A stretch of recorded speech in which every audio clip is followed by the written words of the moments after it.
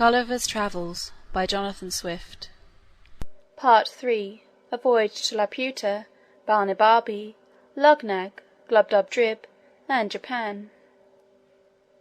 Chapter 8.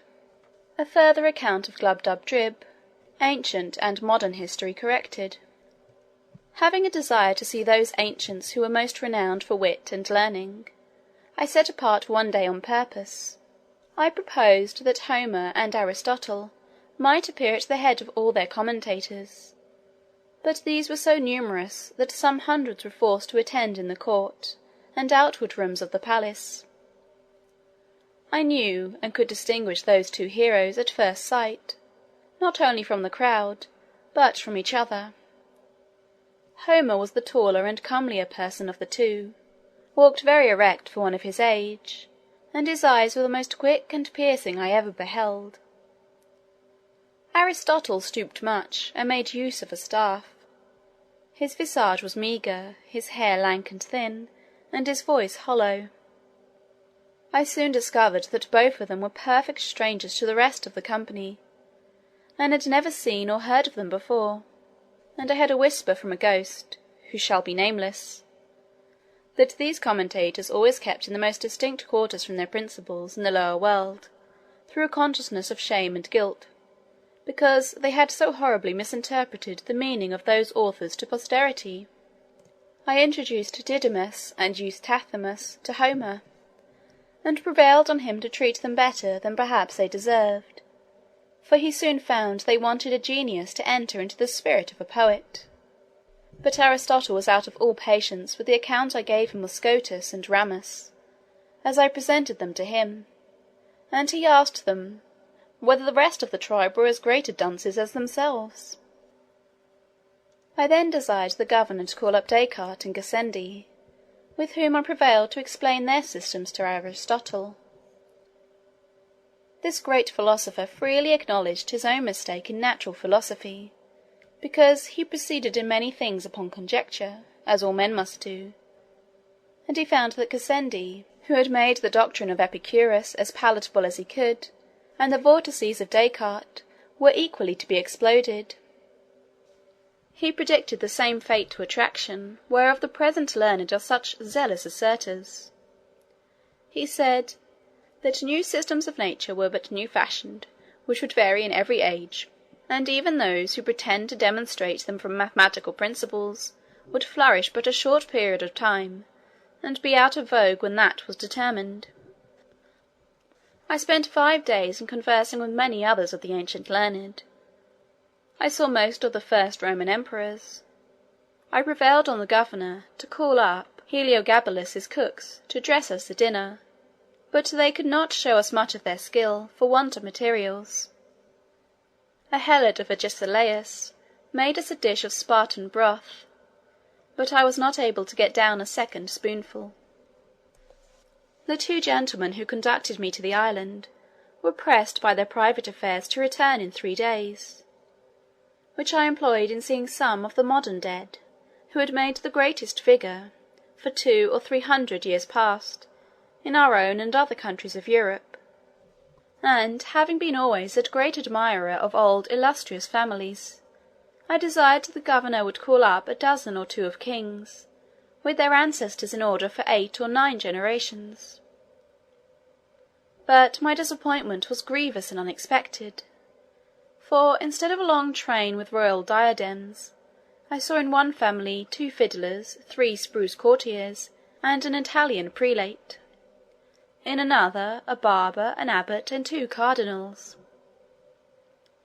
I have too great a veneration for crowned heads to dwell any longer on so nice a subject.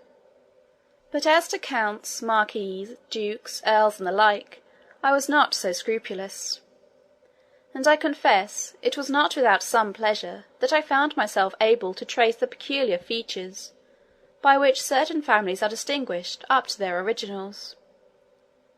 I could plainly discover whence one family derives a long chin, why a second has abounded with knaves for 2 generations, and fools for 2 more, why a third happened to be crack-brained, and a fourth to be sharpers. whence it came what Polydore Virgil says of a certain great house, nec via fortis, nec foemina casta. How cruelty, falsehood, and cowardice grew to be characteristics by which certain families are distinguished as much as by their coat of arms. Who first brought the pox into a noble house, which has lineally descended scrofulous tumours to their posterity?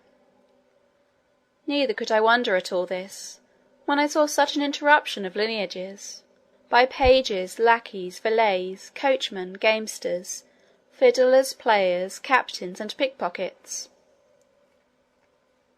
I was chiefly disgusted with modern history, for having strictly examined all the persons of greatest name in the courts of princes for 100 years past, I found how the world had been misled by prostitute writers, to ascribe the greatest exploits in war to cowards, the wisest counsel to fools, sincerity to flatterers, Roman virtue to betrayers of their country, piety to atheists, chastity to sodomites, truth to informers.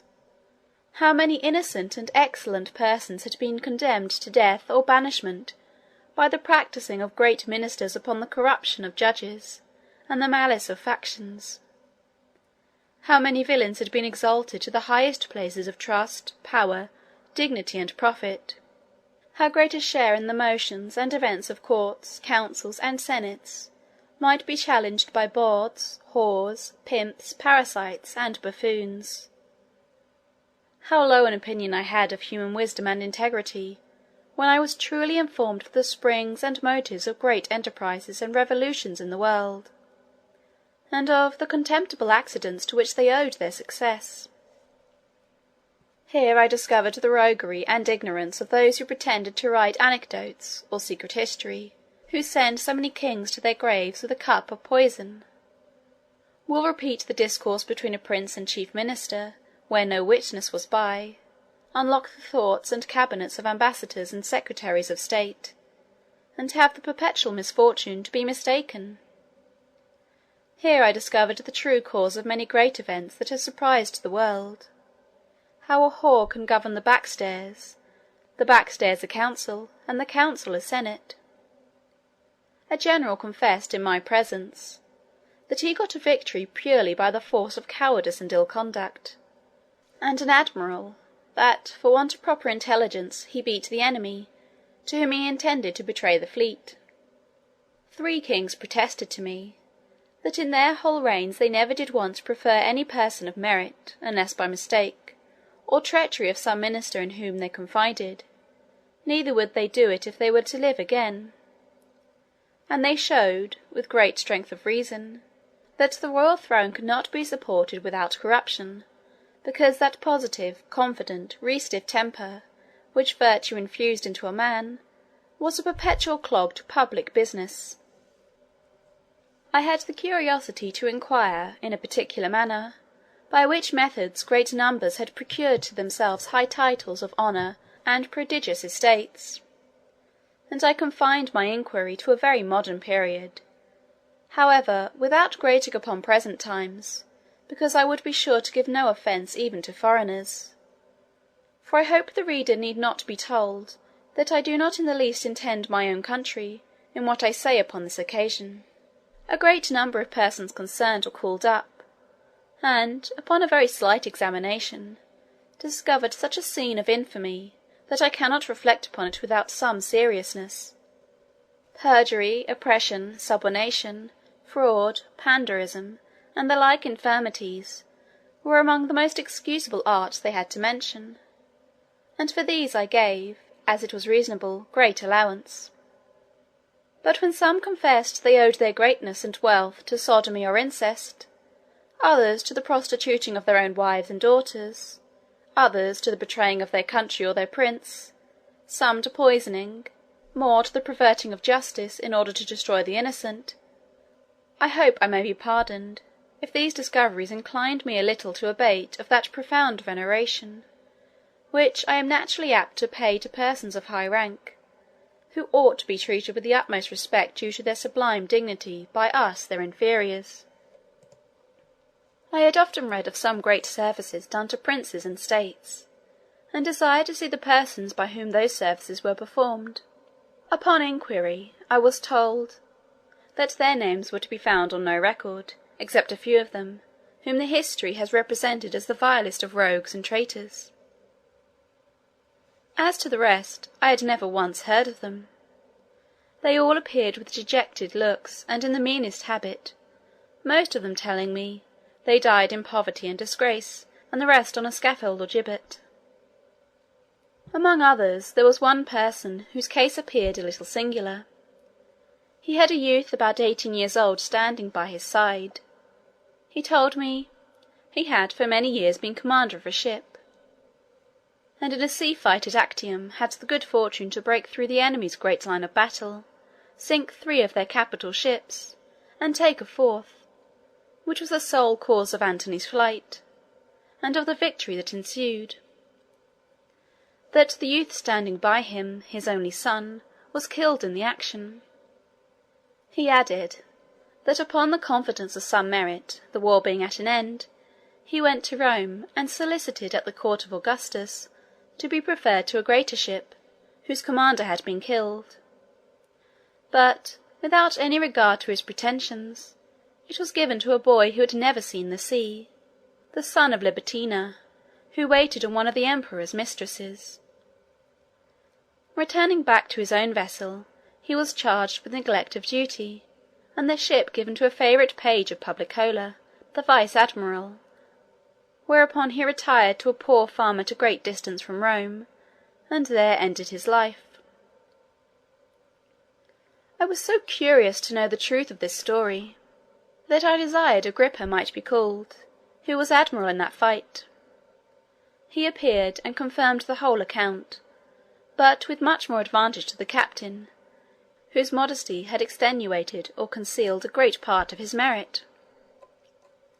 I was surprised to find corruption grown so high and so quick in that empire by the force of luxury so lately introduced, which made me less wonder at many parallel cases in other countries, where vices of all kinds have reigned so much longer, and where the whole praise, as well as pillage, has been engrossed by the chief commander, who perhaps had the least title to either. As every person called up made exactly the same appearance he had done in the world, it gave me melancholy reflections to observe how much of the race of humankind was degenerated among us within these 100 years past; how the pox, under all its consequences and denominations, had altered every lineament of an English countenance, shortened the size of bodies, unbraced the nerves, relaxed the sinews and muscles, introduced a sallow complexion, and rendered the flesh loose and rancid. I descended so low as to desire some English yeomen of the old stamp might be summoned to appear, once so famous for the simplicity of their manners, diet, and dress, for justice in their dealings, for their true spirit of liberty, for their valour and love of their country. Neither could I be wholly unmoved, after comparing the living with the dead, when I considered how these pure native virtues were prostituted for a piece of money by their grandchildren, who, in selling their votes and managing at elections, have acquired every vice and corruption that can possibly be learned in a court. Part 3, Chapter 8.